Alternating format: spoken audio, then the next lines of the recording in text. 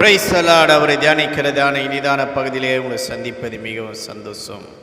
இன்றைக்கு யோவான் சுவிசேஷ புத்தகம் 11ஆம் அதிகாரம் 40ஆம் வசனம். நீ விசுவாசித்தால் தேவனுடைய மகிமையை காண்பாய். நீ விசுவாசித்தால் தேவனுடைய மகிமையை காண்பாய் என்று இயேசு சொன்ன ஒரு வார்த்தை. அன்பான கர்த்தருடைய பிள்ளையே, உன் வாழ்க்கையில் விசுவாசம் ஒன்று இருந்தால் போதும், நீ எதையும் சாதிக்க முடியும். அன்பான கர்த்தருடைய பிள்ளையே, கண்டு விசுவாசத்தை காட்டிலும் காணாத விசுவாசிக்கிற பாக்கியவான் என்று வேதம் சொல்லுகிறது. யாரை பார்த்து இந்த வார்த்தை சொன்னார்? லாசர் மரித்து 4 நாள் ஆயிடுச்சு. நாரி போன ஒரு மனுஷனோட வாழ்க்கையில் தேவன் மதுரமாக மாற்றினார். அப்போ தான் இயேசு சொன்னார், நீ விசுவாசித்தா தேவனோட மகிமையை காண்பா. மரித்த நிலைமையில் தான் இருக்கலாம், ஃபைல் மூடி வச்ச ஒரு நிலைமையில் தான் இருக்குது, காரியம் எல்லாம் முடிஞ்சு போய் தான் இருக்கலாம், இதுக்கப்புறம் வாய்ப்பே இல்லைன்னு நினைக்கலாம்.